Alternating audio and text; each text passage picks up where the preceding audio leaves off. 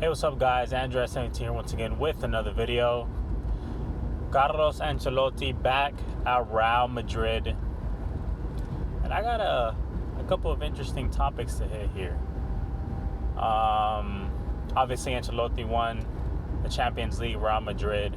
He did a great job the first time around. I don't know. He's coming off of Everton. He didn't do too well with that squad.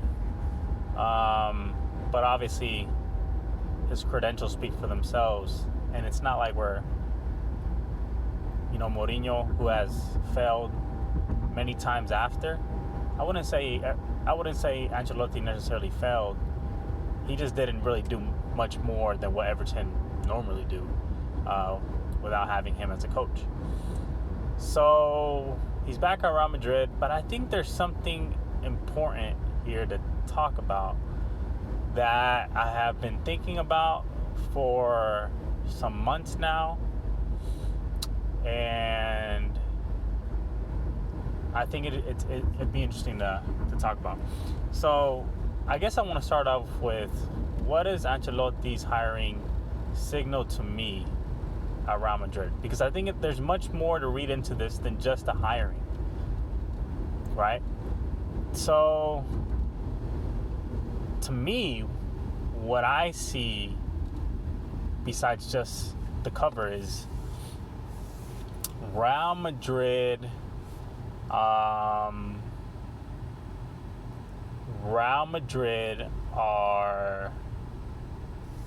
a little bit in trouble in terms of their global brand, in terms of the prestige of the club, in terms of, Real Madrid is used to getting the top everything, top managers, top players, everything, just everything. Real Madrid just top of the top.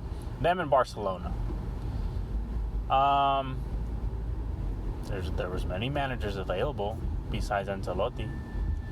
There was Pochettino, there was Conte, there was Allegri, and none of them found their way to Real Madrid.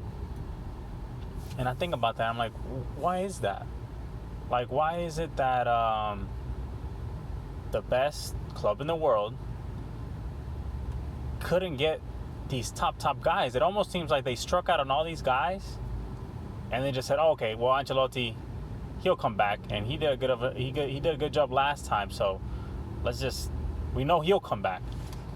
That's almost what it feels like. And that to me signals again that Real Madrid is a little bit in trouble. And it's not just Real Madrid, like it's also Barcelona to me. And I'll touch that a little bit in a second. But pretty much I would want to say ever since Ronaldo left, you can hate me, you can hate the comment all you want, but ever since Ronaldo left, Real Madrid has fallen apart. Pretty much the standard they've had in terms of winning Champions League after Champions League, winning La Liga, all that stuff, they pretty much have taken a bit of a nosedive there. Ever since Real Madrid left, ever since Ronaldo left. Now, granted, Ronaldo hasn't done anything with Juventus to, for it to be earth-shattering. But at the same time, I look at that and I'm like, maybe Ronaldo had more of a play, to do with Real Madrid's status than what was initially, given credit to him for. So that's the first or second point I want to make. There's a lot of points I want to hit. Third point is, has anybody noticed that Barcelona has signed nothing but free agents? Has anyone noticed that? Has anyone noticed that Barcelona FC has signed nothing but free agents? And there haven't been even amazing free agents or spectacular signings. For the status of Barcelona. And I know this is a Real Madrid video, but I'm going to link it all back together, I promise. I'm telling you, this Ancelotti hiring signals a lot to me. So Barcelona signs Agüero as a free agent. And that is the most confusing signing for a team that pretty much said, Suarez, you're too old. You need to get out of here. You can't score. You can't play at the top level anymore. 34 years old. And then the next season right after, you bring in a 33, 34-year-old as a free agent who really hasn't been on the Man City side as a starter the whole year. Injury prone.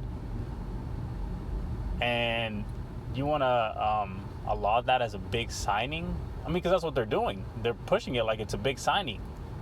And I'm looking at that and I'm thinking, what? Like, since when does the top, club, one of the top clubs in the world, celebrate for signing a 34-year-old striker?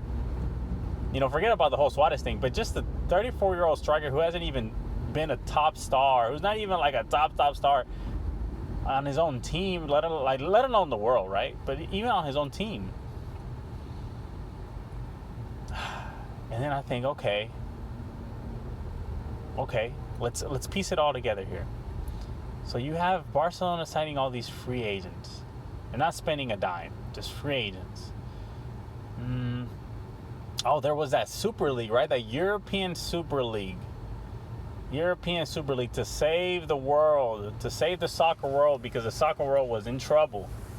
And man, please, you need to realize that the whole soccer world's in trouble, and we have to make this league. It's mandatory. We won't survive. Yeah. Maybe they were right.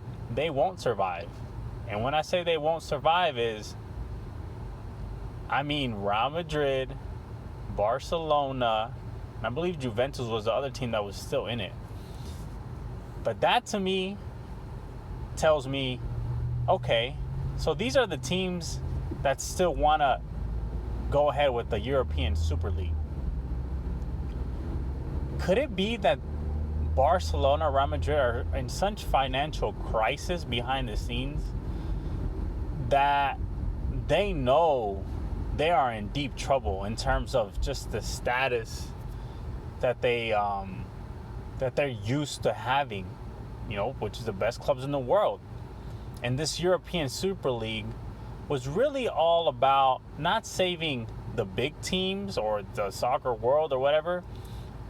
It was really about saving them as clubs. Because if you look at it, it's like the European Super League was basically the Champions League knockout stages for a full season. And they thought, okay, now we're all going to rake in cash. Not just the Premier League teams, not just, the top 6 in the Premier League, but now we're all going to rake in cash.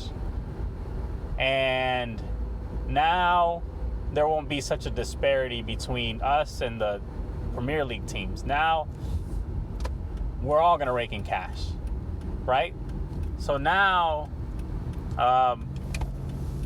it's a bit of a more of an even playing field, especially with COVID, because it looks like COVID took such a big hit on Real Madrid and Barcelona that they almost don't even know what to do. At least that's what it looks like based on what's going on. Like Ancelloti, really? I mean, don't get me wrong, he's a great coach, but for me to consider them their top target, I doubt it. I think they striked and missed. I even heard that they reached out to Mourinho, and Mourinho even declined them, right? And that's just what I heard. But and they have Barcelona signing these free agents. This to me just goes back all the way to the European Super League, and this signals to me that Real Madrid and Barcelona, and specifically, are in trouble financially, and they know it. And what you're seeing is just a product of that. What you're seeing is just the results of that.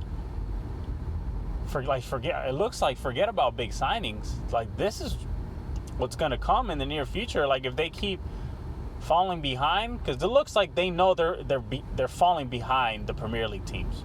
The Premier League teams come raking in cash, and they're the only teams that pretty much are spending big money now, at least recently. And Barcelona, Real Madrid look like they got into financial trouble, and they never thought something like COVID would happen, and then COVID happened, and now they're scrambling for money, and they're in trouble. They're in trouble in terms of the status that they hold, which is like the top clubs. They're the 2 top clubs in the world. It used to be where Barcelona, Real Madrid came knocking, forget about it. Like, you left where you were. Manchester United, Chelsea, Juventus, PSG, Bayern, you name it. Like, you were gone because you knew that's the top. That's the top of the top. That's the pinnacle. And it looks like they know that this signing, to me, that's what it signals, that they're falling off a little bit, and they're scared, and they don't know what to do. And that was the year. That's the whole reason behind the European Super League, was not to save necessarily them, not necessarily to save the soccer world, but to save themselves, from this type of offseason that you're seeing, and many more to come, I'm assuming. I don't know. That's what it signals to me. That's my idea. But let me know what you guys think. Comment down below. Share. Subscribe. Do what you got to do. But it's always great talking about sports and hearing your guys' opinion. Nobody's right or wrong. It's just good to talk, and yeah, that's it. So if you like the video, share, subscribe, and I'll see you guys in the next one. Peace out.